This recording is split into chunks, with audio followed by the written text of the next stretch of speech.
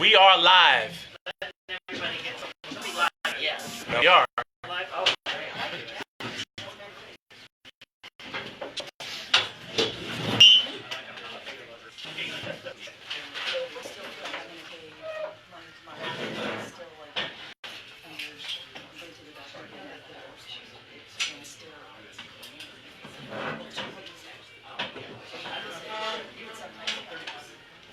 All right. Welcome everybody to the.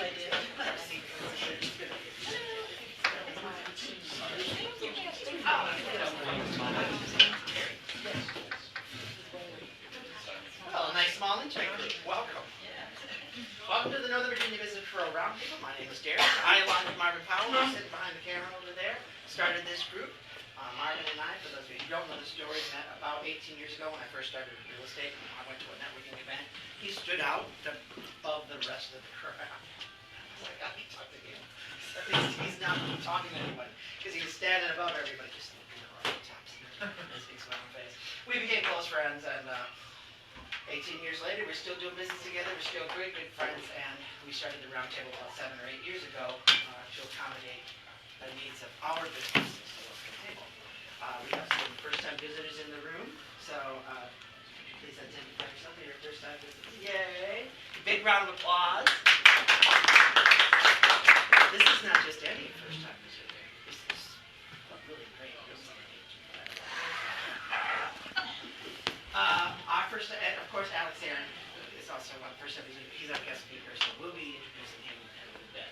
But, so you know, our visitors are our guests. We know that when you come networking, you might be nervous, a little excited, you want everybody to know what you do, why you do it, how you do it. You may want to have to sell us something. Everybody in here is buying something, I'm sure. So we let you do all the talking up front. Come on up here, tell everybody about you, how we met, how you got invited to this, and what's so great about you.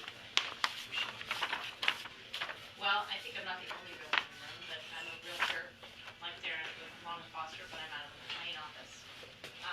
I've been in and out of the real estate business for a long time because my mother just recently retired from the business. My father is a retired architect, and my first husband was a real estate appraiser, so I'm kind of steeped in the business in multiple ways, yeah. And I like to approach the business as helping other people accomplish their goals as it relates to the largest asset. And that's going to vary from person to person, market to market. It's my job to know the market and know what people are looking for to help my clients go with the flow and have the smoothest transaction. Darren and I met in a ninja class, which is a training technique for how to network with people in a more subtle way where you're paying attention to what people are talking about and seeing opportunities where you can help them as opposed to bringing them funny little gadget gifts to stay at the top of mind and need you. So I network with my sphere of influence to stay on top of people's needs and have an opportunity to be one of the people they talk to when it's their time to meet a professional to help them in real estate. She's an amazing real estate agent and a great professional. You know, happy to get to know her because we like her a lot. She's tons of fun. Yeah, of course, welcome. Thank you. Let me help you all today a little bit. Today's the first time we're going live on Facebook.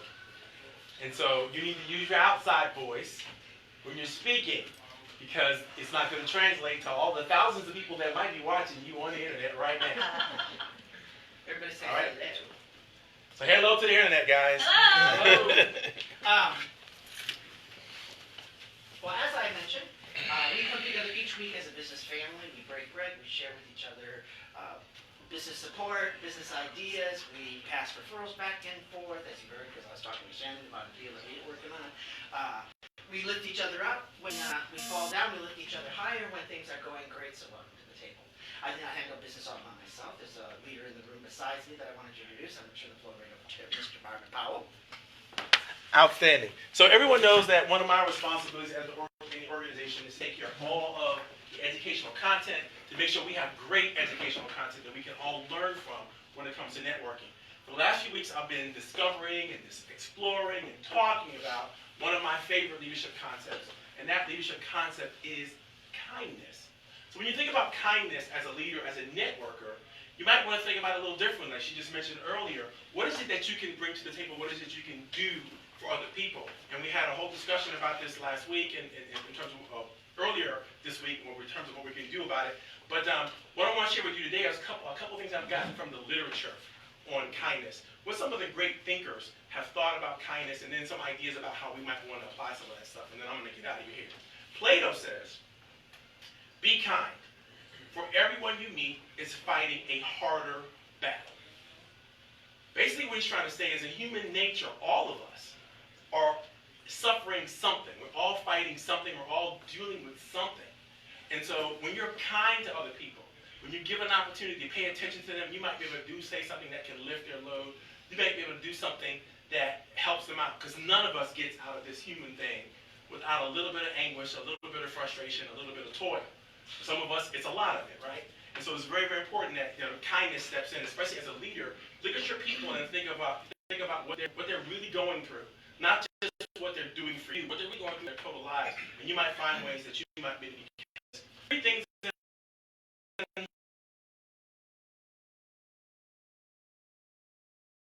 is be kind.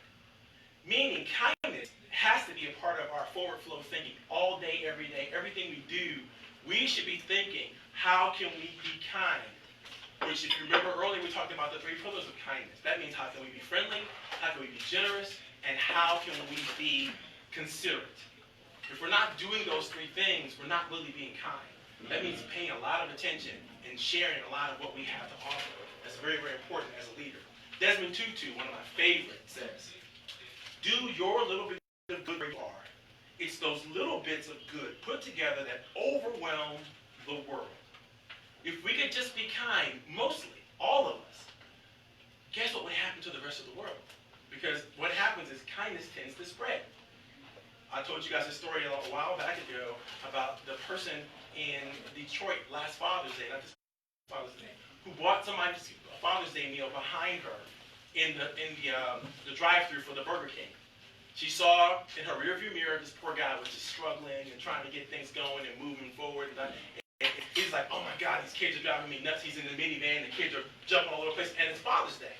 So she told the person that she was doing the transaction with, listen, remember my credit card number, and whatever is their bill, pay it for me. I'm going to pay it for them. I'm going to go ahead and put it on my bill. All right? That's one act of kindness. That one act of kindness turned into 167 acts of kindness that day in that drive-thru, everybody paying forward by the next person. It didn't stop until 167 people had come through the drive-thru. That's how effective kindness can be when we get it right. When we do it right, when we're consistent, when we think about it, when we make it a part of our everyday lives, you never know what chain of events we can spur just by being kind. So think about that in your networking. Think about that in your leadership. What can you do to be more kind? What do you have to offer that you're kind of holding on to, that you're not offering it to somebody who might need it? That's your education moment. Thank you very much. Thank you, Marvin. For those of you who haven't yet ordered, if you choose to, this is one of the menus that you can choose from. It's like $12, or you can ask the waitress for a regular menu, or if you choose not to eat, feel free to leave the waitress a $5 tip because she works really hard and we don't pay for the space. So, do that.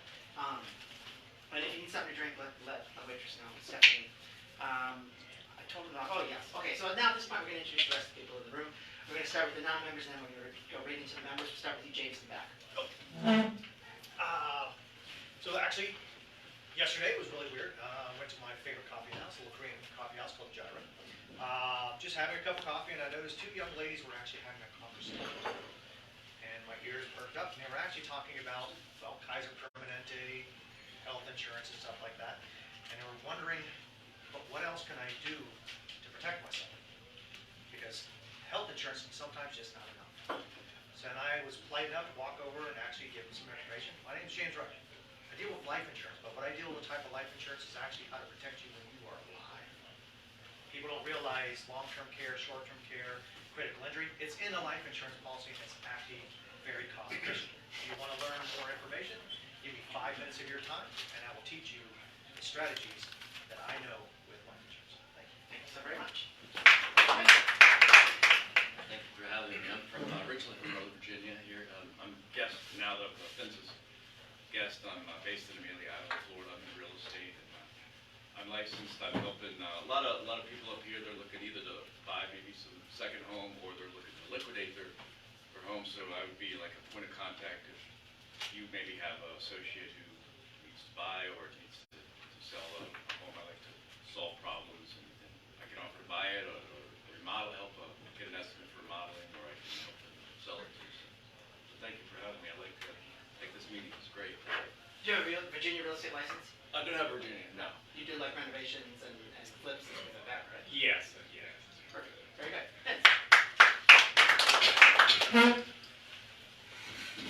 So, many of you probably seen the news lately in the last several years that Payless Shoes going out of business, The Gap, Toys R Us, and a lot of these companies just aren't competing with Amazon and their companies. If you follow patterns, like I like to do, there's typically a solution of what's going to happen in the future. A lot of small business owners right now they're stuck in a rut. I help those business owners who are stuck in a rut. I help the business owners expand. What I do is I literally free up and eliminate one of their biggest headaches, and that is the credit card, merchant service, credit card fees they pay in the business. So literally, when I help eliminate their biggest problem, they're able to reinvest back in the business and not be a casualty like a lot of the bigger stores have been. My name is Vince, Private Card Payment Solutions, and I work with small business owners across the country. Thank you very much. Okay. This is our Tuesday group. You didn't know that. Hi. Health. Health is something that we all need to be concerned with. And sometimes we think that being healthy is kind of a chore, it's not fun, we can't eat good if you have to eat healthy. But I go for solutions to help people eat healthy, to be supplemented in the right way, to lose weight if they need to move if they need to. I'm a health coach, wellness coach, and I help people to create a better lifestyle for themselves so that they're not looking for cures for illnesses, but prevention from becoming a healthy lifestyle. So, Terry Palmer, Point Wellness. Thank you. Thank you, Gary. Wayne? I hope everyone is doing very well this morning. We practice commercial real estate, and what sets us apart is that we represent either the tenant or the purchaser. I do not represent the landlord. Our clients, we want to ensure that they recognize that their transaction is paramount to us, is important to us. We will put that client first. We will build teams based on core competencies. We will find the space for them, negotiate the business terms for them, do the financial analysis, and ensure a smooth move-in. I did sell Kaiser Permanente, their facility in Tyson's Corner, a number of years ago. So if you go to that facility, I can tell you they paid $57 million for it. But my name is Wayne Ballheimer, WCH Realty Advisors, and Darren, thank you for the opportunity.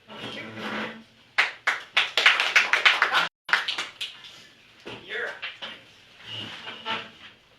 Hello, everyone.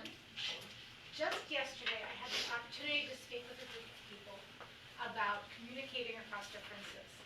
And the question came up, it's good to understand the different communication styles, but what about those times when the other person won't hear you, the other person is using gendered communication, or there's a socioeconomic gap? I said, well, I had experience. 2 years ago, I was working with a client, about 10 to 15 years older than me. So we have an age difference. He was a man, gender difference. He was from Iran.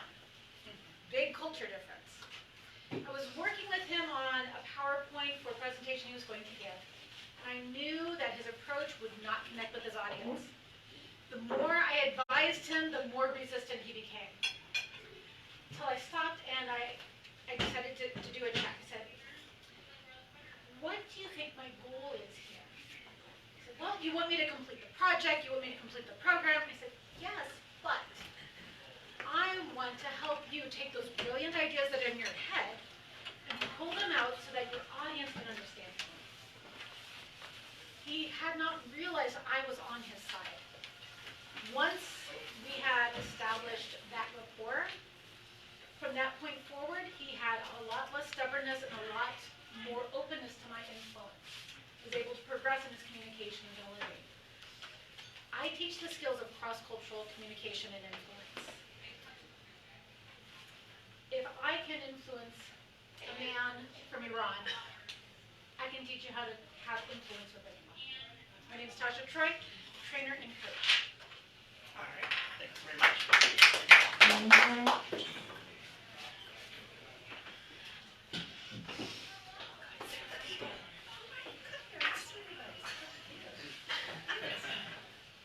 So my team and I, we work with a little over 700 clients, help them in a variety of different ways when it comes to managing their financial life. Everything from detailed family wealth planning, diversification through a variety of alternative investments that we absolutely specialize in. And even more recently, since I joined the team, made a specific emphasis on helping individuals align their investment portfolios with their particular environmental, social, and religious beliefs or desires, needs, things like that. So at the end of the day, what we do is we help people work through a detailed financial plan, align the investments with, again, both their beliefs and their ultimate financial objectives. And the idea is that along the way, as that money's growing, each one of those dollars is also having an impact on something that you care about as well. So my name is Michael Zosky. I'm a financial advisor with Morgan Stanley. Thank you, Michael.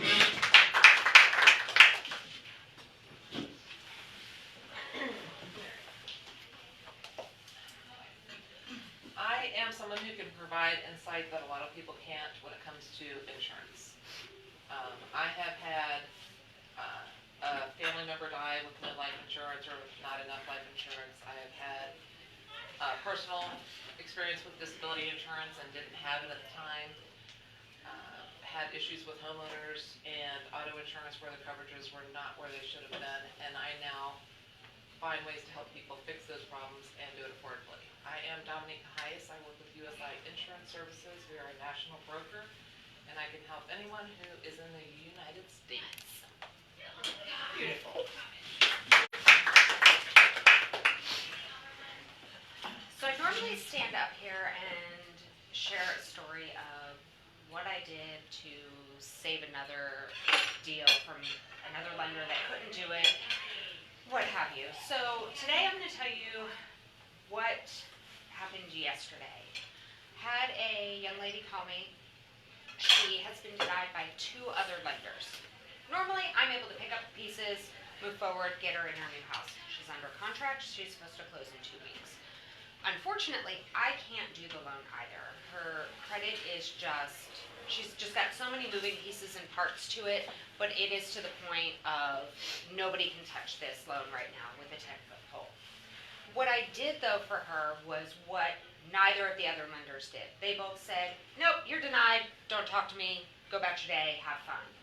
I sat down with her yesterday and outlined everything on her credit for her that needs to be done specifically, to the point where when she left my office yesterday afternoon, she was in tears because nobody else took the time, nobody else would help her. Granted, she can't buy today, she can't buy tomorrow, but we have her on a game plan where she will be able to purchase within the next 6 months. This morning, I've already gotten 2 phone calls from 2 of her friends that said, she loves you, I don't know what you did, but I need your help as well. So while I may not be able to work with it now, I will work with them to get them in a financial situation to be able to purchase and get their credit back on track. Shannon Leidig, Bell & Mortgage. Well, good morning, everyone.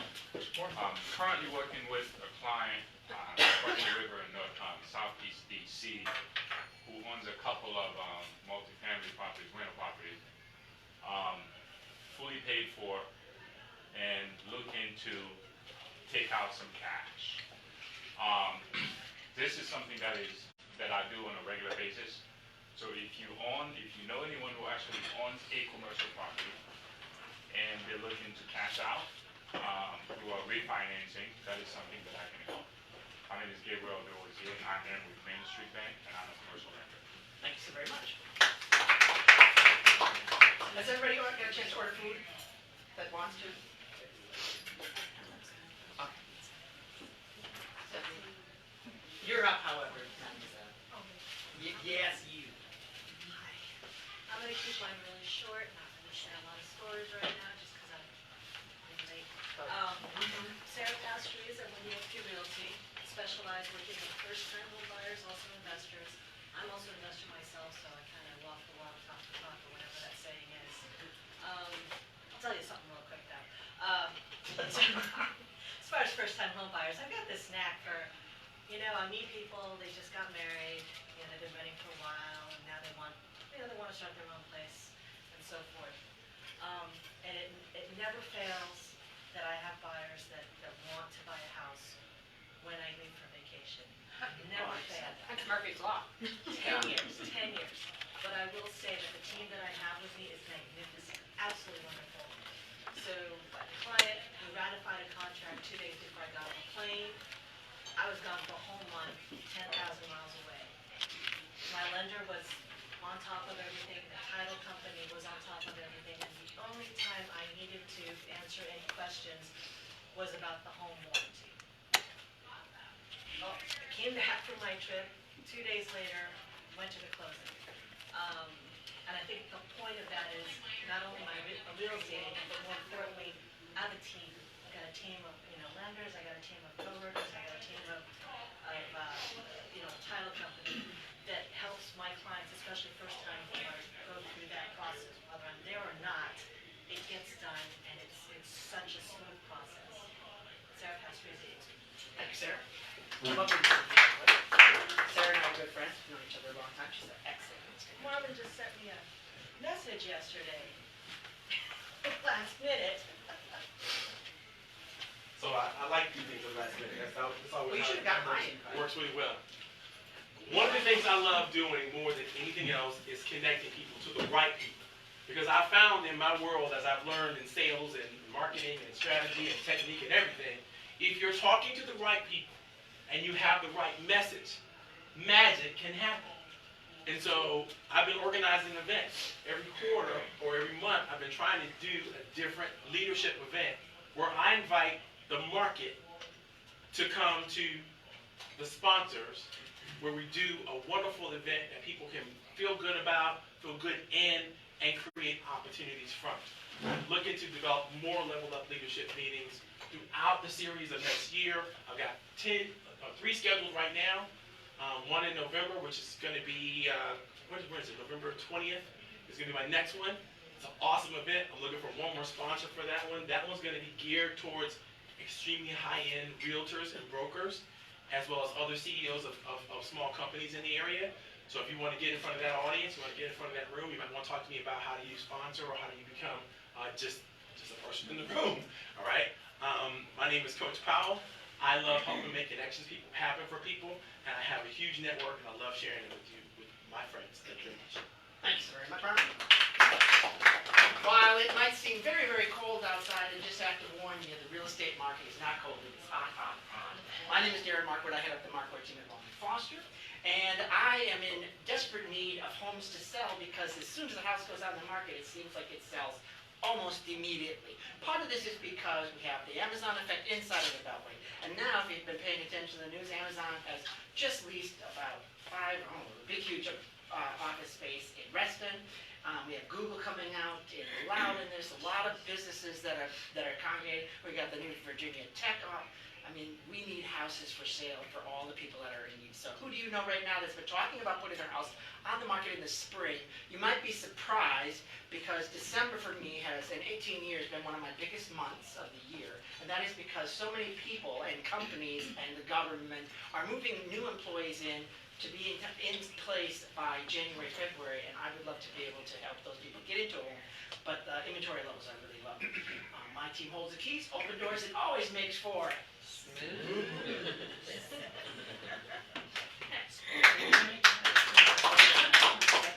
all right, we're going to get you in just a second.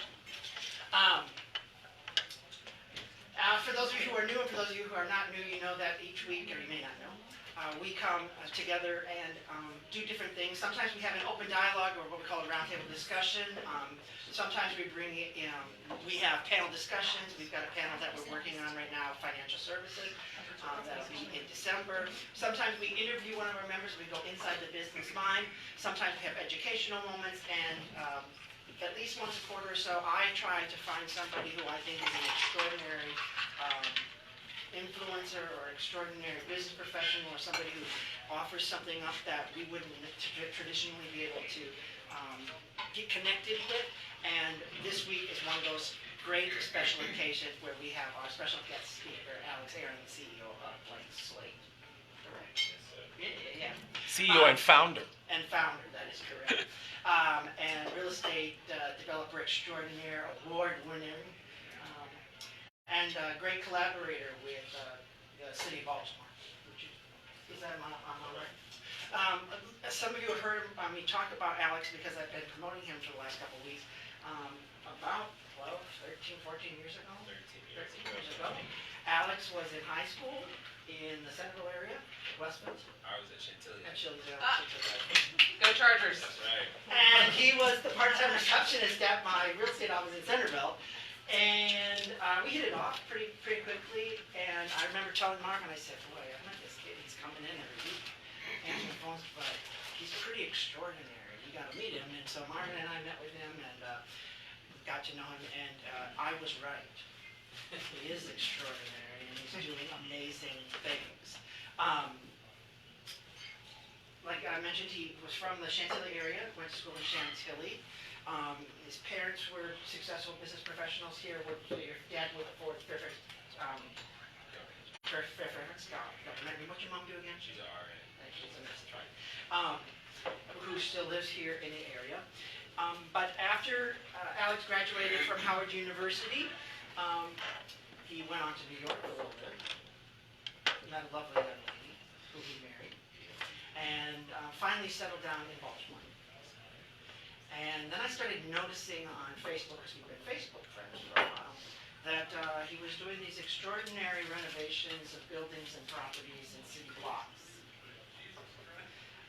He was taking, it's funny because I remember hearing our president talk about Baltimore in a rather disparaging way, and I was thinking to myself, well, gee, I know somebody who's taking those streets and turning them into extraordinary properties, and so I'm really, really excited to introduce you to the one, the only Alex Aaron.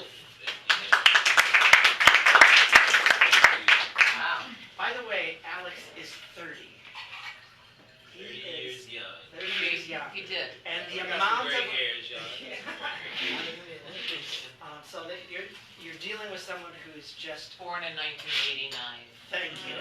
I'm an 80s baby though. Come on. He made it. He made the 80s. I was a Charger in the 80s. Hey, you know, it was still family. It was still family. That's right. Thank you, Darren. Yeah, I thank you. appreciate it. Marvin, thank you. I appreciate you all sharing your stories and inviting me today. Again, my name is Alex Aaron. I am the founder and CEO of Blank Slate Development based in Baltimore City.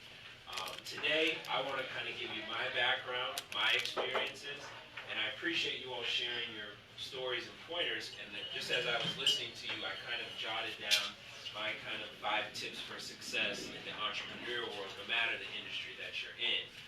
So this is kind of based off what you all said, and I want to tie in my story to all these 5 points. So real quickly, I'll share the points, and then I'm going to use that through my story as I discuss with you all. So the 5 points that I jot down is do your research, leverage existing practices, differentiate yourself and be able to articulate that. Be kind and always keep an open mind, and be selective of your team.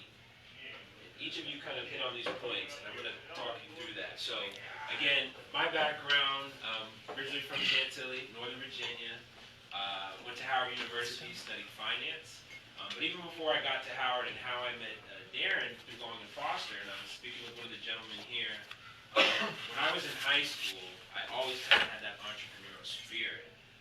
I did not want to accept the status quo and work at fast food. I didn't want to work at giant push carts because I just didn't see anything that I would get out of that. I mean, I had chores at home, so the sense of responsibility, was already there. I wanted more. And luckily enough, one of my classmates at Chantilly, his father owned ERA Elite Group Realtors in Fairfax, and I was able to get a job there as a receptionist. Now, although I was just answering phones, I was in the midst of agents and brokers and lenders, and I just got to watch and learn and, learn behind the scenes. So from ERA Elite Group, I went to ERA Champion. I also worked at Samson Realty and did some cold calling, and then I ended up walking into Long & Foster because it was closer to my home, and I just dropped off a resume. They didn't have a, position available, or they weren't looking, and I spoke to the manager, and I said, hey, I'm just looking for part-time work as a receptionist, and I landed that job. So sometimes opportunities are not always posted. Sometimes you have to search for opportunities and just go out there and make yourself available to take advantage of that. So fast forward, I went to Howard University in Washington, D.C., studied finance, was fortunate enough to intern on Wall Street for a few years. I'm also a Morgan Stanley alum. I worked in Morgan Stanley. I interned for Morgan Stanley for 3 years, and I worked full-time in New York City for about 3 years. So I felt like I had a good 6-year run. I knew the security guards, the lunch ladies. I worked at headquarters at 1585 North Broadway. I worked on Wall Street. I worked by Grand Central. I had a great run with a number of roles. And one thing that Morgan Stanley taught me, or what I noticed, and this gets to point number 2, leverage existing practices. Morgan Stanley's 3 core businesses really are wealth management, sales and trading, and investment banking. And I was there around the crash in 2008, and then one of my more recent roles in 2011 was on the wealth management balance sheet team. So we were managing about $150 billion in assets globally. And when I got into this role, they had a lot of legal entities, which is like subsidiaries. And I'm like, why do they have all these companies? Like, what's going on? And they said, well, post-2008, they wanted to protect themselves so that Morgan Stanley would never go down. So for example, the 3 core businesses, sales and trading, investment banking, and wealth management, if we weren't doing so well maybe in wealth management, we can spin that off, and we still have sales and trading, investment banking. The whole company doesn't have to collapse. And I just thought that was very interesting, the way they look post-crash, how to structure their company. So leverage existing practices. In my business, and you'll see on my card, I have construction, development, and management. So I started in development, which is buying houses, fixing them, and selling them. But if the market softens, we can pivot, and now we also do rentals on the multifamily side. And we'll get back into that. So leveraging existing practices. You don't have to recreate the wheel sometimes, no matter the industry. See what's out there and see how you can apply that to your business. So graduated from Howard, worked at Morgan Stanley, left Morgan Stanley, moved abroad for a little bit, took an assignment, came back, and started a development company called Chase Street Partners with 2 of my partners in 2015. We really wanted to tackle Baltimore City, having lived in New York and Brooklyn and seeing the development was there, having went to undergrad in Washington, D.C., and saw the development was there. In Oakland and LA and Houston, you name the city, we saw it. So we wanted to tackle Baltimore City and say, okay, it's on the trajectory on the East Coast. They've done Philly, they've done Jersey, they've done DC, they've done New York. I think Baltimore's next. And we picked that city. We started out buying 1 house, 2 house, and so on and so forth.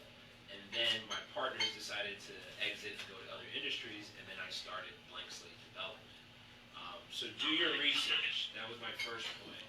When I started in 2015, I did not do my first deal until 2016. And why is that? I spent about 6 months doing my research. I learned Baltimore City permit process. I learned Baltimore City zoning. I learned Baltimore City neighborhoods. Baltimore City is made up of 278 neighborhoods. So community associations, who's what, the council people. And Baltimore is a very boastful city. You can't just come up in there and do whatever you want. I mean, literally, when I tried to do deals, the councilman would be like, that's cute, but have you talked to so-and-so?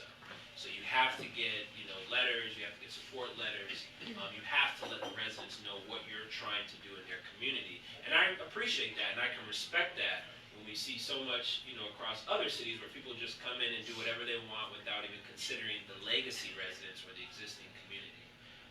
So I spent first couple months of my company just researching and getting to know the lay of the land. And I think that's why I'm successful today. I didn't just come in here and pull a permit and roll the dice and say, I hope I win. We really took our time and did our research. And fast forward, we're doing blocks and buildings now, not just properties. So I specialize in historic restoration on the residential side, and we're now expanding into the commercial side for the multifamily rental side. But when we talk about differentiate yourself and be able to articulate that, what does that mean? This gentleman said he's specifically a commercial agent, or broker rather, and he does not represent the landlords, but property owners. He represents the tenants or the purchasers. That's what makes him different. So that tells me you have my best interest at heart as a tenant. He's going to fight for maybe some build-out costs or whatever. He's not going to be siding on the landlord or the seller side. So I like that, and when you have a skill set, make sure you know what it is and then be able to articulate that. For me, specializing in historic restoration is one thing, but I take it a step further. The two things that have to pass the test before I do a project is, one, is it vacant? Baltimore City has anywhere between, realistically, 30 and 50,000 vacant buildings. So for me, having lived in these other communities, there's no need to go knock on Grandma Joe's door to kick her out just so I can be in this community, right? Gentrification. I only buy vacant and blighted property, right? So that's something that sets me apart. Two, I only buy in historic districts in Baltimore City, which is about 90% of the city, and it can be national or local historic. But what does that mean? Baltimore has high property taxes, so if I buy in a historic district, the local government has a tax credit called the 10-year chapter tax credit, which is the Commission of Historic Architectural Preservation. And as a developer or investor, if I follow their standards and their guidelines, for example, if I buy a property for $100,000 and then I put, 100 and something into it and I'm selling it for $350, $375, as long as I follow their standards and guidelines, I'm able to freeze the property taxes at the $100,000 assessed value instead of the after repair value of $375. And that's a big difference. Why do I do that? I don't do it for myself. I use that as an incentive to sell to my end buyers, so that Susan, moving from Fairfax County or DC, who's used to a lower property tax bracket, can still afford this price point. And that tax credit stays with the property. So Susan lives there for 2 years and sells it to John in year 2. John still gets it for 8 years. Stays with the property, not the person. So that's how I differentiate myself from the competition. A lot of people do not do, or not a lot, majority of people probably don't do it because it's more expensive, because remember, we're doing historic restoration. So you're talking 6-inch trim, pocket doors, refinishing existing pine floors. If there's an original staircase, I cannot rip that out to improve the floor plan. Marble fireplaces, you name it, we know how to refinish it. So it costs more, but again, because I specialize in it, I've been able to get that expense down. But that's what sets me apart. People know when they're getting a blank slate property, it's in a historic district, and they'll get that tax credit, which makes it affordable for a homeowner if they're actually going to live in it, or it's attractive to an investor who may want to rent that property out, and now that will help him on his rent roll, on his margins, versus what his mortgage is and what he's going to rent it for. So that's, again, in your own business, think about how you set yourself apart, and maybe make sure you can articulate that to your clients or your audience. Be kind and always keep an open mind. Coach Powell talked about being kind. I truly believe in this. When I go to community meetings, when I'm dealing with the city, if I'm dealing with the utility company, me being aggressive or loud or a bully, it never gets anything done. And the more loud that the other person is, the softer I speak, the kinder I am. Can we think about it like this? Have you thought of this? Can you just check one more time? And it's like the dark ages. It ain't like Fairfax County. I miss it. I love Fairfax County. I used to joke about it. I'm like, whoo, this is nice. This is, it's developed. Systems are up, but they're still a little behind with regards to even infrastructure and technology. I mean, it's slower. It really is, but they're getting there. So when you go downtown, you be kind, you smile, and keep an open mind. Keep an open mind in the business sense. So it sounds like we have a commercial lender, maybe a residential lender. We have a licensed agent here, an agent here, commercial. Although you guys are kind of in the same space, maybe there's a transaction that you two could swing, right? Not to say that's my competition, but keep an open mind. But maybe you're going out of town, so maybe she can take your client. And maybe there's a time she's traveling abroad and you can take her client. Stuff like that.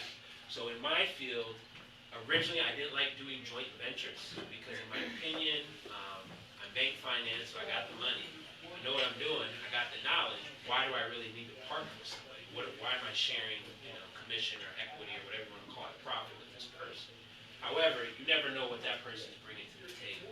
They could just be bringing to the deal to the table, and that could be the key ingredient, and I can handle everything else. So now I'm more open-minded about partnering with people, joint venturing with people, and conducting business with other people in my industry. And the last point, be selective of your team. She said it, and I loved it. She's successful because her team is spot on. A lot of us as entrepreneurs maybe want to hire a nephew or a friend, which is great, but we really need to be selective of our team. And even if that nephew is a referral or the neighbor is a referral, make sure we interview them. I was fortunate enough to participate in a program called the Goldman Sachs 10,000 Small Business Program, and I recommend all you check it out. It's on Google. But the Goldman Sachs 10,000 Small Business Program was about a 14-week program, kind of like an executive MBA for existing business owners. They go through financial statements, marketing, HR, you name it, operations. And it was phenomenal. But I had a lot of HR folks in my cohort. It was about 36 of us. And they talked about, even as a small business, having an employee handbook, right? Having interview templates. Make sure you are checking those references.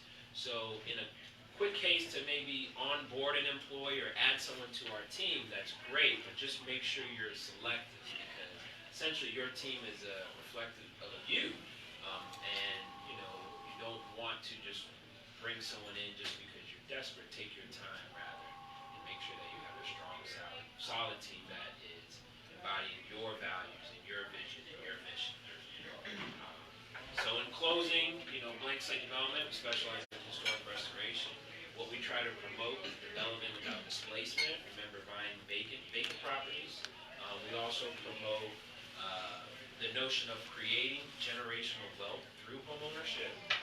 So a lot of folks are not given inheritance or stocks, bonds, life insurance, whatever. So now we have the ability to say, hey, let's educate you on the home buying process. Whether you're going to live in it or rent it out, but get this, one of you mentioned potentially your biggest asset, which is your home.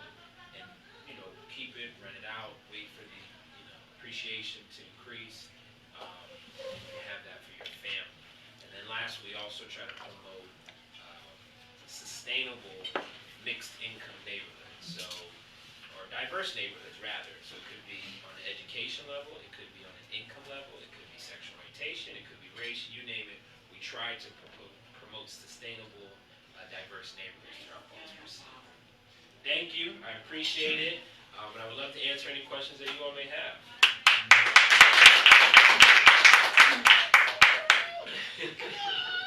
And just by way of background, not only did we became close at Long and Foster, Aaron was actually the first person to suggest that I apply for a scholarship, and his group awarded me a scholarship, my first scholarship ever, as I was transitioning from high school to university. So I do appreciate you all.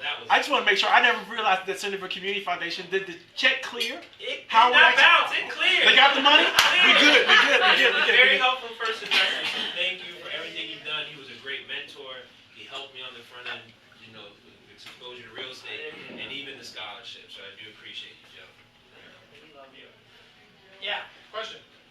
So, vacant properties, historic properties, what's the behind the screen, what was the drive and passion to specifically target that? Like you can watch a realtor show and you might watch Rehab Addict, the lady, she loves historic places in Detroit. Just because it's cool and using those stuff. What is the reason behind that? Good question. So the answer is kind of twofold, what attracted me to Baltimore City in general. Again, I had lived in New York, I was living in West Africa, I came back to the States, I have a property in Northwest DC, and that's where I was based in the beginning. And I looked at a lot of cities. I really looked at Philly, I looked at Detroit, I looked at Chicago, I looked at Jersey. I took my time, do your research. And for Baltimore, it was twofold. One, it was the architecture. So I don't know if you guys have ever driven up to Baltimore, but the historic homes are magnificent. Detail like I've never even seen, even in DC. And DC's pretty close, but just beautiful architecture that I fell in love with. And two, it was the affordability. Because in the beginning, I left my nice salary at Morgan Stanley, I didn't have a pot of gold or cash. So in DC, people were buying shells for $200,000, $300,000, $400,000 just a shell. Then they were doing condo conversions and then selling them. Whereas in Baltimore, when I started, my first house that I purchased was $5,000. You bought it for $5,000. It was $5,000. It was a 3-story row home, like maybe 2,700 square feet. I spent about, and again, it was a full gut. There's nothing really left of the walls. I probably spent close to $200,000 because I had to dig down, do underpinning. I finished the basement, and I sold it for $280,000. That was my first project. So it was the access to the market, the affordability that really attracted me, in addition to the architecture. And I just fell in love with the city. And I chose historic because, again, there's a lot of vacant properties that are shells, and it's easy for someone to keep the sidewalls and just basically do new construction on new joists, everything.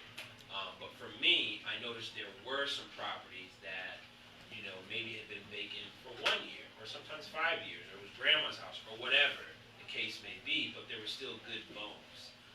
Pine floors, as I discussed, the original staircase. So there was a way that I can do all new electrical, plumbing, mechanical, new roof, new kitchen and bath, stainless steel, but I can still hold some of the historic elements. I didn't have to rip them out.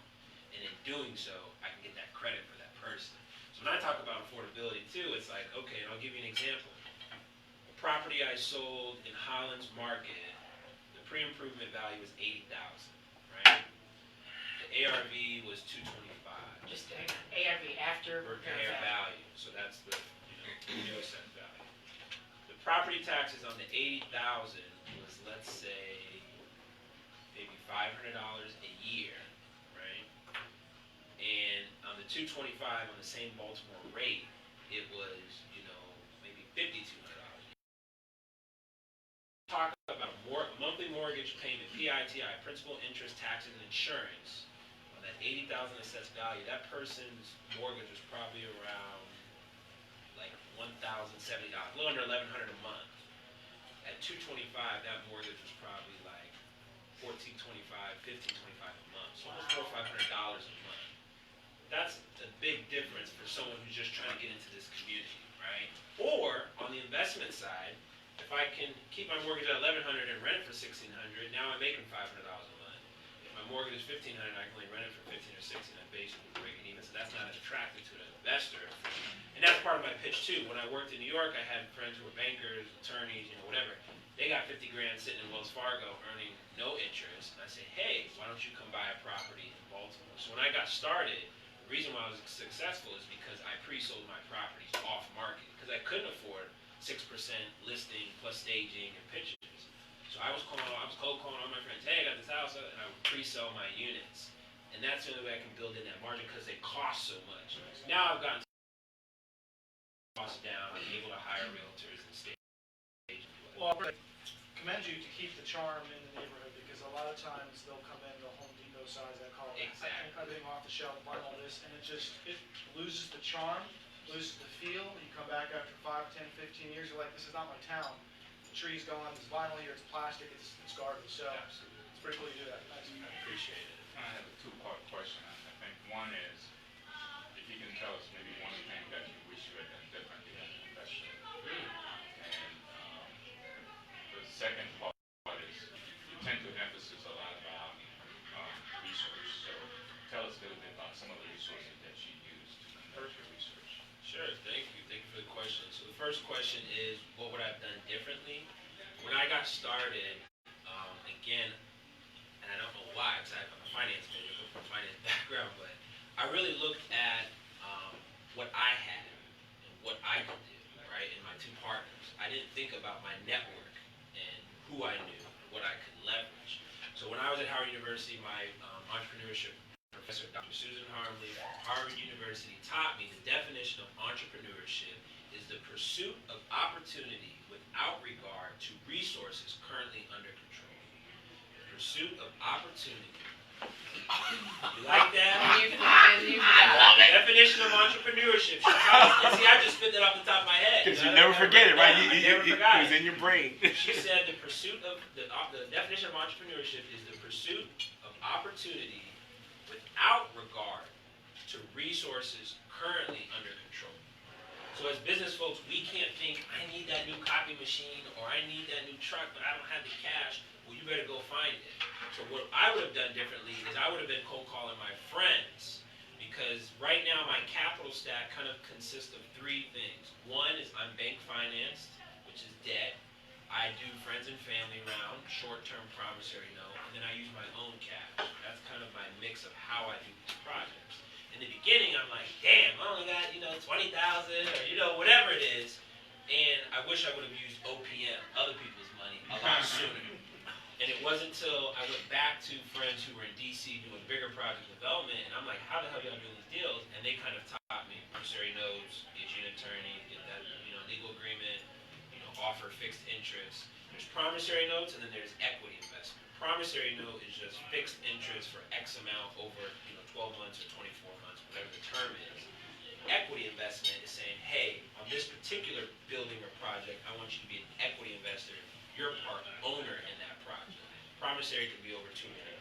So I wish I would have tapped OPM a lot sooner. So what you're saying is your wonderful college degree and all this finance education and so on and so forth was cute, but on the street is really where you learn this business. Is that what you're saying? And just a caveat to that, I think the reason maybe why I didn't go OPM as hard in the beginning is because I didn't have a track record. Right. Who's going to give you $20, $50, $100,000? It's like, dude, what have you done? So I couldn't point to something to say, look at what I did. Trust me with your funds. Right. And I think I also had that. So I don't. It's a typical young person's mindset. Right. My question to you is this: you said research. All right, research obviously gets you comfortable. When you're doing your research, you obviously get comfortable. You know what you're talking about. You know that you know because you've done the work. But your confidence seems to come from someplace else. It's Howard University. It's a Howard thing, baby. No, you had it before that. Howard, the Mecca, as we call it. So Howard is a HBCU, for those who don't know, a historically black college university based in Washington, D.C. Yeah. And in our community, Howard is kind of like the Harvard. So, it is really a prestige university. Number one in PhDs, great research school, medical, dentistry, you name it, on the grad level. And even on the undergrad level, business is pretty prestigious. Remember what I said, I was afforded the opportunity to work on Wall Street, even post-freshman year. I did 3 internships on Wall Street. I would have never done that, in my opinion, if I went to Virginia Tech, James Madison, some of the other schools I was looking at coming from Chantilly. And even to do a quick story, when I went into Howard freshman year, I was a management major, very general. Started going to some of the events, and I'm like, okay, all the companies are talking to finance and accounting majors. What's wrong with this picture? So I switched to a finance major first semester. And going into Howard, I knew I wanted to be in real estate. I wasn't really thinking finance and Wall Street. I knew I wanted to be in real estate. I didn't know if I wanted to be an appraiser. I didn't know if I wanted to be a realtor. I didn't know if I wanted to be a lender. I didn't know if I wanted to be a developer. I didn't know what I wanted to be, but I knew I wanted to be in real estate. And it wasn't until they have a program there at Howard called the 21 CAP program, 21 Century Advantage program, where freshmen in the school of business are placed on teams with companies. It could be ExxonMobil, Johnson & Johnson, Morgan Stanley, you name it. And just so fortunately, I was on Morgan Stanley. I went home, I said, Mom, I got on this team, some Morgan Stanley. She said, what? And because I didn't know anything about that back then. And it was just a phenomenal experience, exposure, and it was great. So to answer your question, I think, honestly, it was Howard. And we got this on film, right? That's fine. That's all right. He said it was before that, though. Yeah. And I loved Howard. I got involved. But I knew you before then, and I knew you had that confidence before then. There was something that was previous to Howard that gave you a level of confidence that I never saw in any person your age. You understand? You're not the only person we gave scholarships to.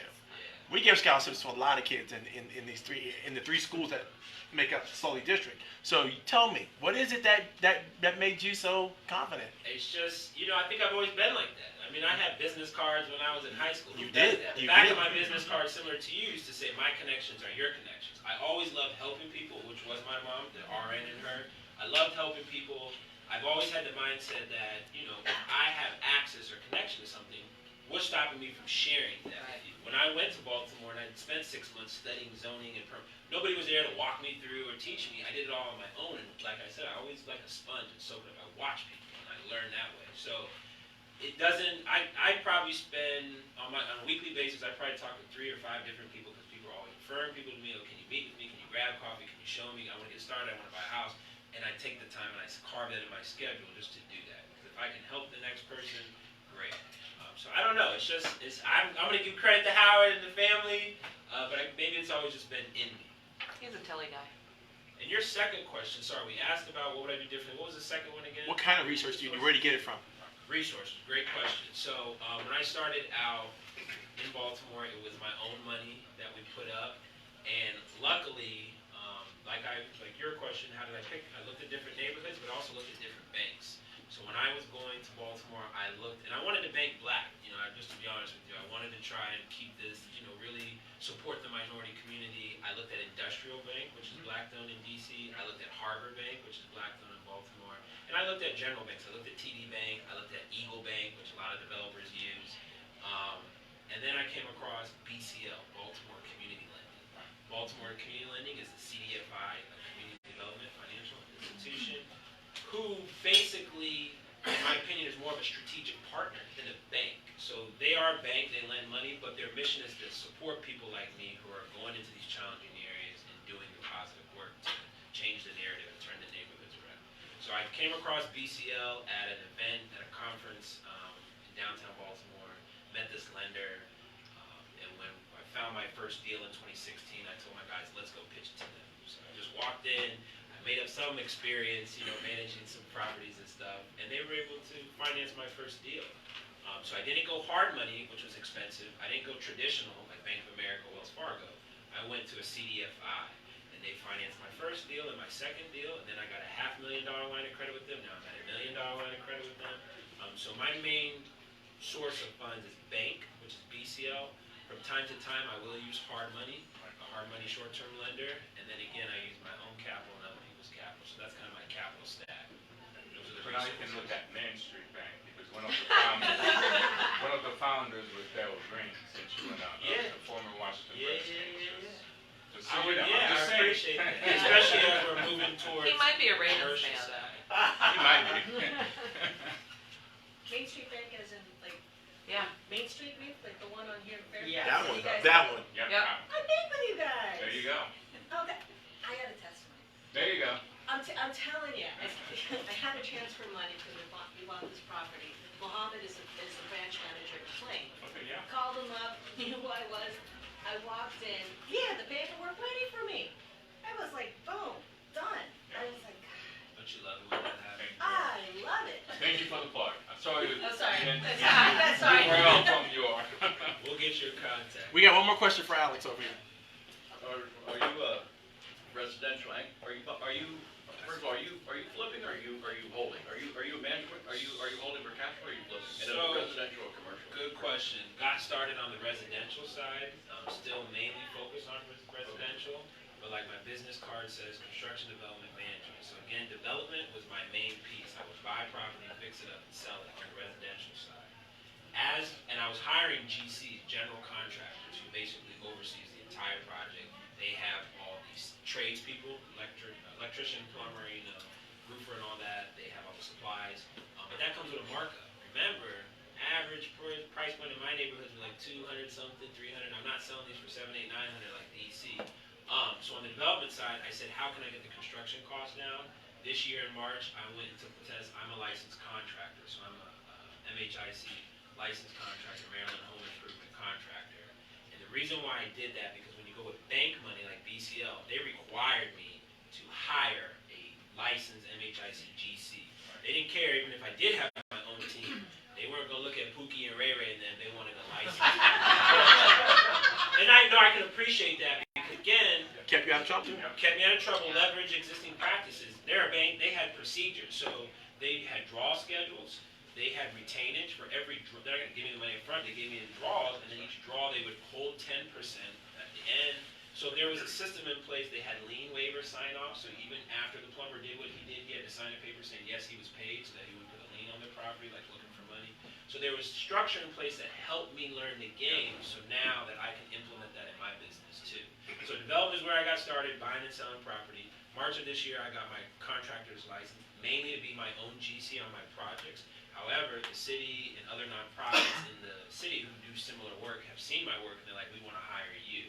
Which is not bad because on the development side, remember, I take the risk. I buy it, I finance it, I have to sell it, I have to hire the realtor. Now, the contractor, maybe I can pass that risk on to someone else. I can be a GC and get paid over 6 draws. I'm in and out and do someone else's project. And then on the management side, we just started looking at multifamily buildings, typically 3 to 10 units, size buildings to buy, renovate, and hold, and also buy for CHAP. So as I'm renting them out, I'm keeping my property taxes low for 10 years. So where's your focus now? Is it finding the next deal or funding it or So- fixing it or flipping it? So currently I have 10 The challenge. 10 units under construction. One just finished and I pre-sold. The other one should be finished next month. And then the 8 is part of a block project. And then I just put 2 buildings under contract of 2 3 units. One is 3 units, just apartments, and the other one is 3 units, first floor commercial, which will be the new blank slate office. And then I have 2 apartments above. So yes. Where's the biggest challenge? Is it finding? Okay, time out, guys. Alex is gonna be around. We gotta keep the moving meeting. So please, you gonna stick around? You're not gonna have to run out of here, right? I'm here. So you can beat him up with questions a little bit afterwards. Darren, go ahead and finish this up. Thank you for your time, everybody. I appreciate it. I'm sorry, that's the commander in me. I can't help Marvin it. likes to micromanage me. I'm sitting here watching the time. You know what to do. Go. I know, I do. Thank you so very much. I told you it was no joke. Right. No, I just wanna know if he's gonna expand out of Baltimore, If he's what? Yeah. cause I have connections for you. Oh, My connection to your connection, vice versa. I know it. Thank you for the love. This group is all about communication, education, and collaboration, and I missed one. Oh, encouragement. So. Appreciate it. Yeah, so anyway, yeah, I'm sure Alex will stick around for a little bit and answer any questions you might have. And we're really honored. Thank you. I'm probably gonna cry. I don't know. I can't be more excited. You can't I'm cry teasing twice over in here. one meeting, we already did that I earlier. know, but remember, I met him as the receptionist at my office. Just picking up the phones and I just knew back then because you could just tell he just really had something unique. When Darren first told me I got to meet this kid, I'm like, oh, come on, really? I don't have time. He said, no, you're going to love him. You're going to love him. I'm like, why? What, I love him because he's black? Is that what it is, Darren? And then he goes, no, he's just a good kid. So I was like, okay, fine. And I'm like, man, how can I get him married to my daughter? It's just, the age limit is too different. I mean, he's amazing. So I'm so glad. I'm like a proud father over here. I'm like, he's... And the last thing, if you don't mind, that I didn't get a chance to say, and I just... Whatever you want. We got plenty of time, Mark. Whatever. The 3-unit building that I just put under which I'm going to locate my new blank slate office was very challenging. And the one thing I want to drive home is never give up. Whether you're trying to list that property or you're trying to seal that deal, especially on the financing side, because underwriting is a shit show. But never give up because it's going to look like it's tough, it's over, but you have to push. And that's the one thing that I've learned over the course of my matriculation through Howard and my career on Wall Street. Don't accept no and never give up. When I went to Baltimore, they looked at me like, you're this young kid. Who the hell are you? Where's your track record? And I had to pitch to the city for some of the projects that I went to, and I won those projects. So the 3-unit, they were being ridiculous. I had been negotiating that deal since August, and I just got it under contract on my price and my terms. Because I basically came at the angle with this particular project, you're going to need someone who specializes in historic, because it's an historic district. You're going to need someone who understands zoning and all that. So explain yourself, articulate, but just follow up. Be persistent. It's never over till the fat lady sings. So that's all I'm going to leave. There you go. Thank you. All right. Fantastic. All right, to wrap our meeting up, we do what we call the victory lap. There's 2 rounds of the victory lap. The first round is what we call instant connection. An instant connection might be something you heard, something somebody said, it resonated with you, go, oh, that reminds me, or hey, before you leave, make sure I get your business card, or before you leave, I'd really like to make sure that we connect. So, any instant connections on this side of the room? Everybody wants to meet Alex, I'm sure. Really? Nobody's got anybody? No, I met with I'd like Jamal to, last week, so. hang on. It's not good. What? What were you saying? Well, I'd like to talk to both realtors, and I definitely need to talk to Alex, because I used to be in commercial real estate, Fantastic. and we did multifamily. Anybody else? We'll talk to Alex, bring him to Jacksonville. I'm sure a lot of us in the chat. All right, the second round is where we put our emphasis on someone else, not yourself. This is where we'll call it the RAP report. It's where you show your respect, affection, and praise for someone else. If you don't have something nice to say about anybody in particular in the room, just say something nice about your experience for today. Sarah, start with you. Love the talk. Mortgage lender.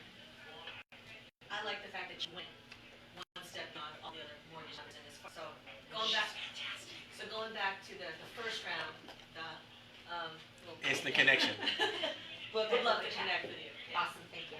She can get a loan done really fast, and she got lots and lots and lots. She looks like she's like in her early 20s, but she's got lots more experience than that.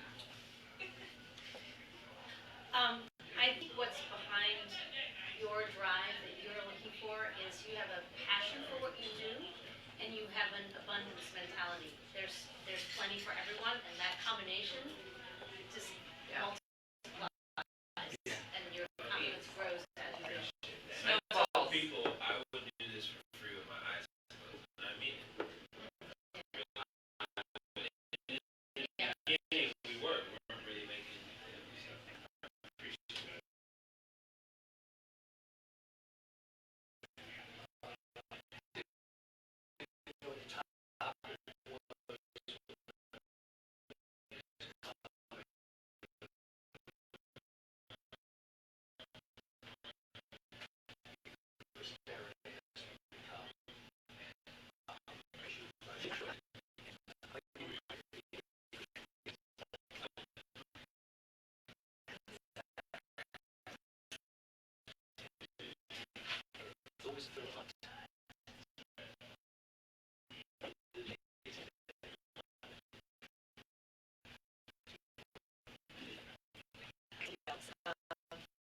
Remind me of a quote here.